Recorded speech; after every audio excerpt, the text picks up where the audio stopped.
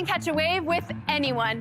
Whether you're a child going into the ocean for the very first time, an adult that's been intimidated by the waves, or a teenager that just wants to try something new, the Tandem Boogie is for you. You can surf it, you can ride it front and back, or side by side. It takes two. Now that's family fun. Our patent-pending dynamic air design allows us to make a board this big fit into a bag that small. You just show up at the beach, you pump it up, and then you've got a board with handles and a camera mount so you can capture all of the action and those memories that will last forever.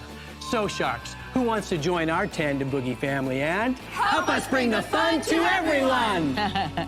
Now, we want to ask Robert if you'd like to come and actually try catching a wave. Hi. All right. Sure. Let me Oh, try. you provide a pump as well? Yes, we provide the pump as well. So just grab onto the handles. You can hold on to the Pretend ones. like you're catching a wave because this wave is right behind you. If I had my little one, he would be here or she, Yeah. Yeah. and then I would hang on. Right. Yeah. You can do two people side by side too. Yes, two people side by Adults. side. Yep, we go side by side. We're side by side in the video as well. It's super fun.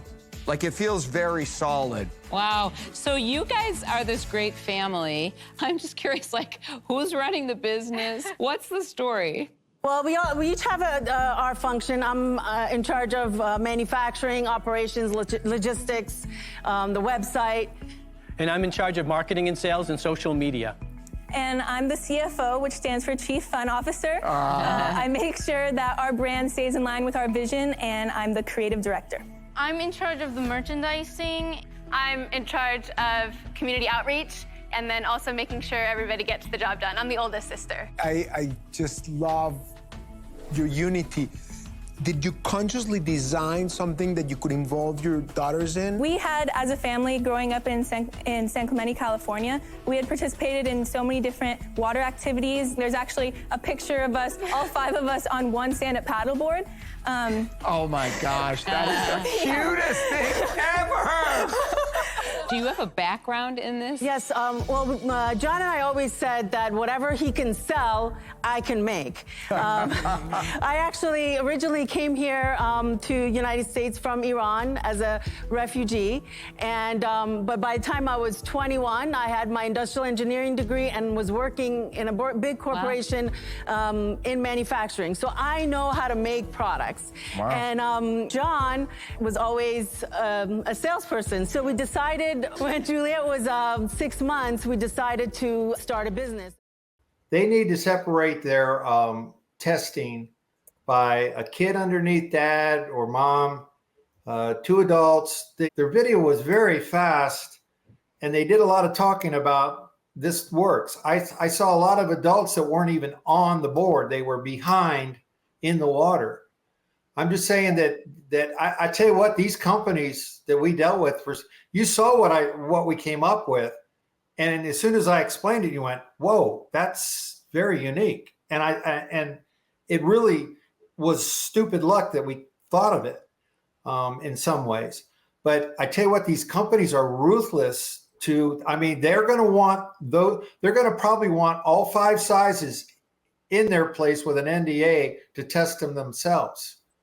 And that's how serious it is when you're talking units of 100,000, and to analyze the market to see what else is on there. I'm a little surprised you can get a utility patent on something like that, other than it's a blow up. That could be what the kicker is on that one. Yeah, But I've got the patent pulled up. They did get it issued eventually. It did take them a couple of years. I'll share this briefly. We'll have about 5 minutes left. Okay. I'm not saying that they couldn't. I'm just saying that doesn't surprise me that it would take a while. Well, I think the points of novelty, it's great. So it does take a lot. So to get this, the first utility claim, it's inflatable tandem surfboard comprising, it's got like 7 different elements. A base that's cut into a shape, a base fabric layer, right, applied over the secure top side, an intermediate portion, which has an air chamber, upper layer, a deck pad layer, and then they've got these rail layers and a second rail. So you really need a lot of detail. And in general, the more detail you have in a patent, that means the lower, the decrease in terms of your scope of protection. Because I remember that. Yeah, but sometimes you have to do that to show you the uniqueness of it. Well, what that means is like they had some prior art. And I think that Sharks pointed that out, that there were some other products on the market. I don't know.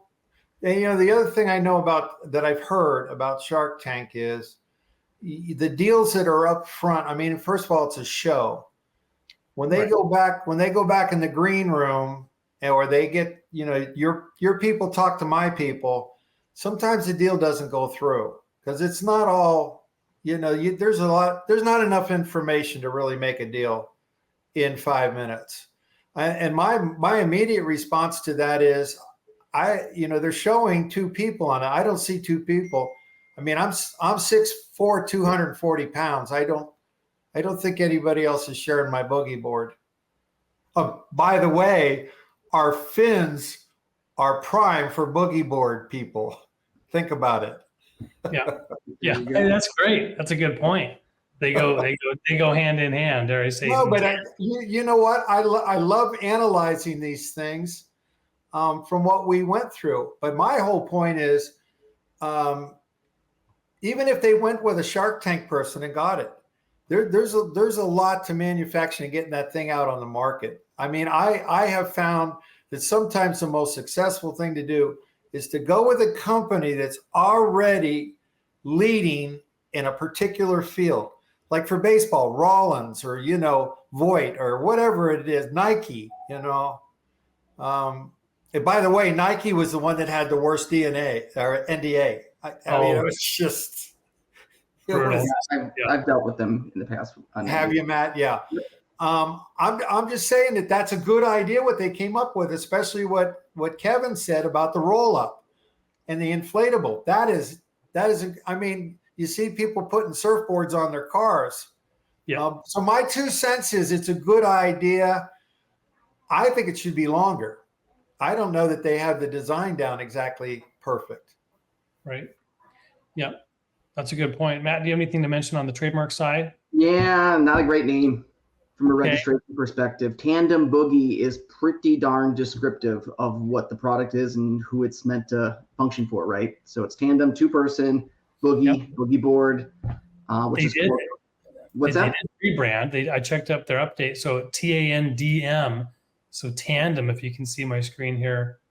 They spelled it different. Right. Yeah, Tandem. So they went to this mode. It's a little different. So I can't see your screen, JD. Here, hold on. Okay, let's see if I switch it over here. Are you able to see that? Yep. TANDM. Tandem. Yeah. Tandem. Oh, is that a D? TANDM? Right. Maybe because of that trademark issue. Maybe so. I mean, even then, the USPTO could say it sounds similar to Tandem, and it's still descriptive, still merely descriptive.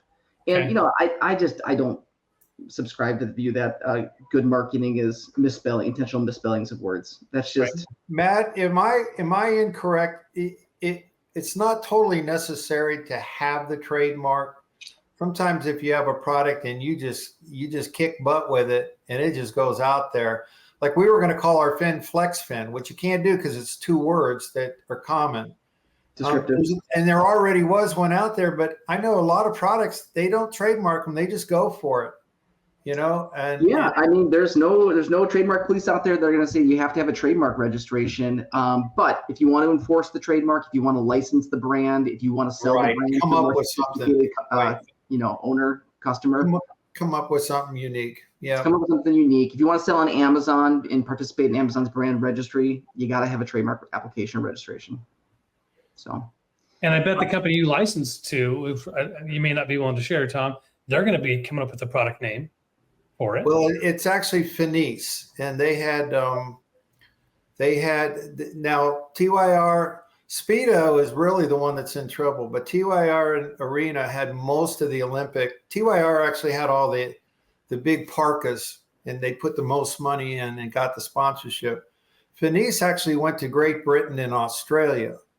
They had the logo that kind of looked like a kangaroo, but it wasn't. It was a wave.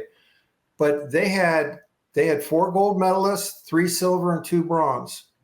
Wow. And we actually had our prototype fins on Summer McIntosh from Canada that got 3 gold, and she beat Katie. She came in second behind the Australian, beat Katie Ledecky in the 400. And Summer's up in Sarasota, And she was the first person one of the first people I put my prototypes on. And after swimming several laps, she said, I love these things. So when you start getting that, take notes, because when you talk to a company and you tell them that Summer McIntosh was training with these, in other words, there's so many second avenues that you should take. And a lot of it's preparation. Don't just think you're going to start calling companies. Why not take some time and really do our prototype? Our first prototype was working, and then we put it on this really big college guy, and one of them came off. And so I called Jay and I said, Orville, Wilbur, don't sell the bike shop yet. Right. Well, you're still fine tuning it.